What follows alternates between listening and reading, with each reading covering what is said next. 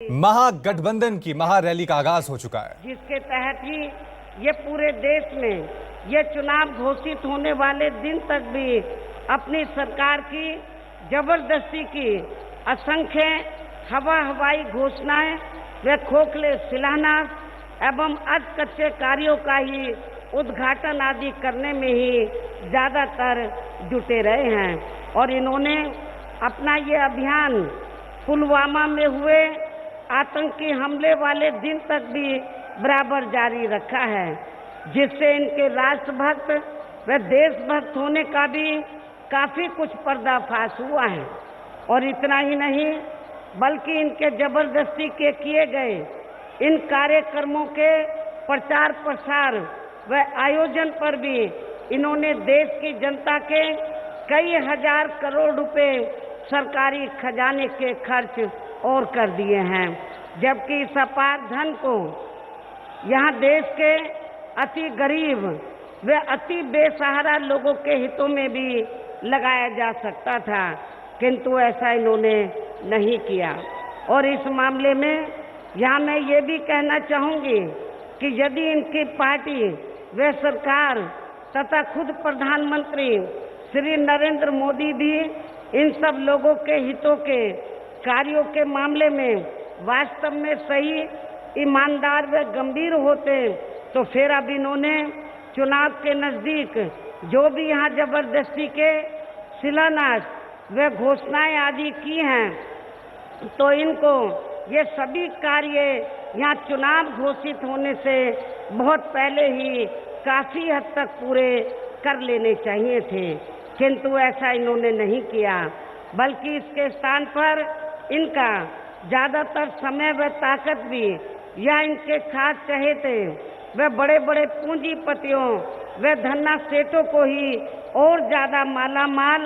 व धनवान आदि बनाने में ही लगी रही है। इसके साथ साथ इन्हें हर स्तर पर बचाने के लिए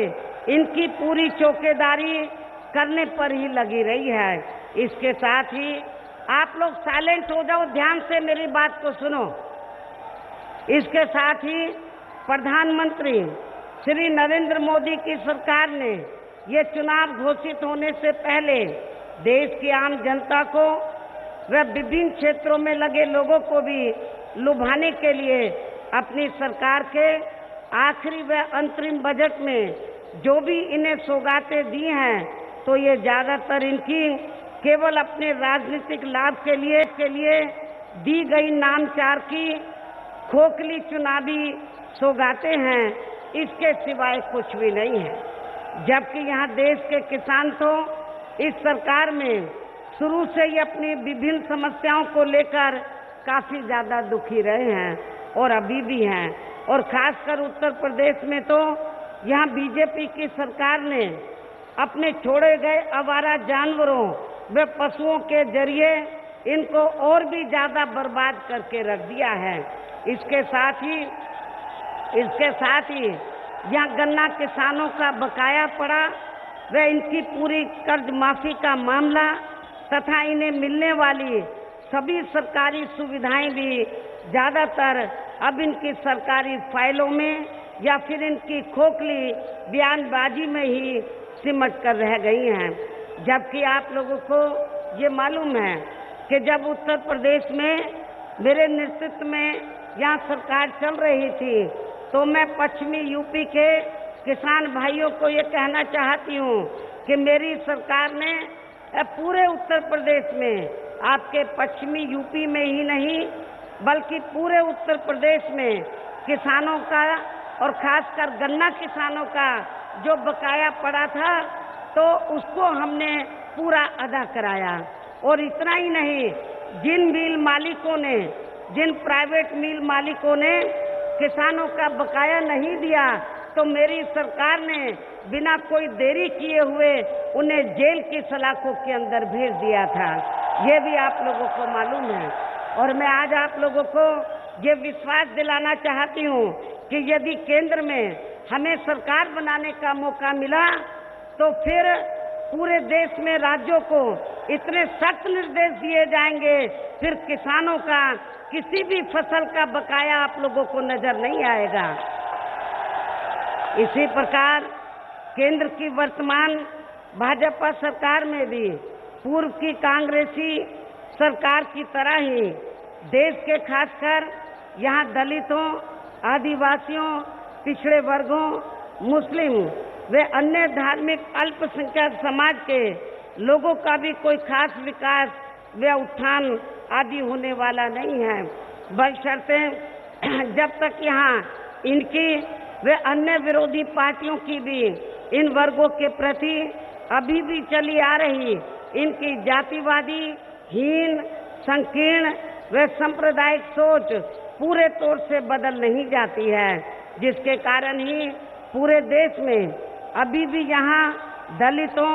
आदिवासियों व अन्य पिछड़े वर्गों का सरकारी नौकरियों में आरक्षण का कोटा अधूरा पड़ा है। इनका पदोन्नति में आरक्षण तो अभी भी यहाँ प्रभावहीन ही बना हुआ है। इसके साथ ही केंद्र व राज्यों में भी पहले कांग्रेस की सरकार में और अब बीजेपी की सरकार में भी इन सभी वर्गों को प्राइवेट सेक्टर में आरक्षण दिए जाने की व्यवस्था किए बिना ही इनकी सरकार के भी ज्यादातर सरकारी कार्य प्राइवेट सेक्टर के जरिए ही इनके बड़े बड़े धन्ना सेठों व पूंजीपतियों को ही दिए जा रहे हैं, जिसके कारण अब इनको आरक्षण का बहुत कम ही लाभ मिल पा रहा है। इसके अलावा इन्हें जुल्म जाति से निजात दिलाने के लिए बने नियम व कानूनों को भी अब इस सरकार में भी अधिकतर प्रभावहीन ही बना दिया गया है, जिसके कारण अभी भी इनका हर स्तर पर आए दिन शोषण व उत्पीड़न आदि होना बंद नहीं हुआ है। इन वर्गों के साथ साथ मुस्लिम व अन्य धार्मिक अल्पसंख्यक समाज के लोगों की भी हालत हमें कोई खास अच्छी नजर नहीं आती है, जिसका काफी कुछ खुलासा सच्चर कमेटी की रिपोर्ट में भी किया गया है। और वर्तमान में केंद्र व अधिकांश राज्यों में भी बीजेपी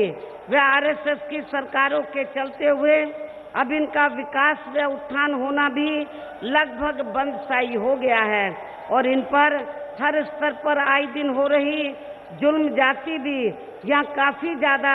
चरम सीमा पर पहुंच चुकी है। इतना ही नहीं बल्कि अभी हाल ही में केंद्र सरकार द्वारा चुनाव के नजदीक देश में अपर कास्ट समाज में से गरीब लोगों को 10% आरक्षण देने से भी इनका पूर्ण रूप से उत्थान होने वाला नहीं है, बल्कि इसके लिए इनको अन्य और क्षेत्रों में भी जरूरी ठोस कदम उठाने होंगे। इसके साथ ही इनकी केंद्र की सरकार ने पूरे देश में खासकर नोटबंदी व जीएसटी को जिस प्रकार से बिना पूरी तैयारी के ही इसे बहुत जल्दबाजी में लागू किया है, तो उससे अब यहाँ पूरे देश में गरीबी एवं बेरोजगारी और भी ज्यादा बढ़ी है और साथ ही इससे छोटे एवं मध्यम वर्गीय व्यापारी वर्ग अभी भी यहाँ काफी ज्यादा दुखी हैं। देश की अर्थव्यवस्था पर भी इसका लगातार काफी बुरा प्रभाव पड़ा है। भ्रष्टाचार भी हर स्तर पर इस सरकार में काफी ज्यादा बढ़ा है, जिससे यहाँ रक्षा सौदे तक भी अछूते नहीं रहे हैं। और खासकर कांग्रेसी सरकार में बोफोर्स का मामला और अब वर्तमान बीजेपी की सरकार में राफेल का मामला भी इस बात का खास सबूत है। इसके अलावा केंद्र की वर्तमान भाजपा सरकार में भी अपने देश की सीमाएं अभी भी पूरे तौर से सुरक्षित नहीं हैं, जिसकी वजह से ही यहाँ आए दिन आतंकी हमले होते रहते हैं, जिसमें अभी तक भी यहाँ काफी ज्यादा जानी माली नुकसान भी हो चुका है। और इतना ही नहीं बल्कि इन्होंने केंद्र में पूर्व में रही कांग्रेसी सरकार की तरह ही अपने राजनीतिक स्वार्थ के लिए अपनी सरकार की खासकर सीबीआई, ईडी व आईटी आदि का भी अपनी विपक्षी पार्टियों के खासकर प्रभावशाली लोगों को जबरन फर्जी व गलत मामलों में फंसा के उन्हें कमजोर करने के लिए ही इनका काफी ज्यादा दुरुपयोग भी किया है, जो अभी भी लगातार जारी है। और अब मेरा यही कहना है कि आजादी के बाद से लेकर अब तक केंद्र में कांग्रेस, बीजेपी व अन्य और पार्टियों की जो भी यहाँ सरकारें रही हैं, तो वे देश व आम जनहित के मामलों में ज्यादातर विफल ही साबित हुई हैं, जिन्हें देश की जनता एक बार नहीं बल्कि कई बार आजमा भी चुकी है। और अब आपको इन्हें और ज्यादा आजमाने की जरूरत नहीं है। और अब आप लोगों को इस चुनाव में इन सभी विरोधी पार्टियों को यहाँ केंद्र की सत्ता में किसी भी कीमत पर आने नहीं देना है, जिनको आप लोग काफी आजमा भी चुके हैं। हालांकि सत्ता प्राप्त करने के लिए यहाँ सभी विरोधी पार्टियां किस्म किस्म के साम दाम दंड भेद आदि हथकंडे इस्तेमाल करने की भी पूरी कोशिश करेगी, जिनसे आप लोगों को इस चुनाव में भी हर मामले में व हर स्तर पर काफी ज्यादा सावधान रहना है। और इस मामले में वैसे आप लोगों को ये मालूम है, चुनाव के दौरान यहाँ विरोधी पार्टियां अपने अपने पक्ष में हवा बनाने के लिए खासकर मीडिया व ओपिनियन पोल एवं सर्वे आदि का भी जो बड़े पैमाने पर इस्तेमाल करती हैं, तो उनसे भी आप लोगों को बिल्कुल भी गुमराह नहीं होना है। इसके अलावा आप लोगों को विरोधी पार्टियों के विभिन्न रूपों में जारी किए गए उनके हवाई व प्रलोभन भरे चुनावी घोषणा पत्रों के भी बहकावे में कतई नहीं आना है, जिन्हें ये पार्टियां चुनाव खत्म होने के बाद ज्यादातर दरकिनारी कर देती है। तो मायावती अपने ही अंदाज में बीजेपी पर कड़ा प्रहार कह रही हैं और कह रही हैं कि जुमलेबाजी, नाटकबाजी, चौकीदारी इन चुनावों में कुछ नहीं चलेगा। एक छोटा सा मुरादाबाद मंडल में, बरेली मंडल में, ये कुछ ऐसे मंडल हैं जिन मंडलों में तो मुस्लिम समाज की आबादी काफी ज्यादा है, मुस्लिम समाज की आबादी काफी ज्यादा है। मेरा खासकर इस चुनाव में मुस्लिम समाज के लोगों को ये कहना है,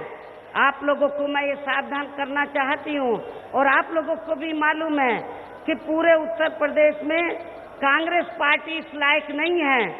कि वो भारतीय जनता पार्टी को टक्कर दे सके।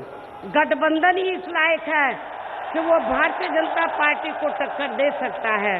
इसलिए मैं खास तौर से मुस्लिम समाज के लोगों को ये कहना सावधान करना चाहती हूँ। इस बात का एहसास कांग्रेस को भी है, लेकिन कांग्रेस पार्टी ने मुझे ये जानने के लिए मिला है, कांग्रेस पार्टी ये मानकर चल रही है हम जीते या ना जीते, लेकिन गठबंधन नहीं जीतना चाहिए। तो इसलिए कांग्रेस पार्टी ने, जो मुझे रिपोर्ट मिल रही है, ज्यादातर कांग्रेस पार्टी ने तो जगह जगह